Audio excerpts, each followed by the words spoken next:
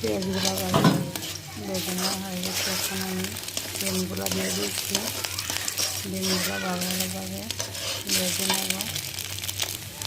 ডিমটা ভালোভাবে ভেজে নেওয়া হয়ে গেছে। তারপর আমি নুডলসগুলো দিয়ে দেবো। নুডলসগুলো ডিমের সাথে দিয়ে দিয়েছি। এখন আমি পরিমাণ মতো জল দিয়ে দেবো সিদ্ধ হওয়ার জন্য।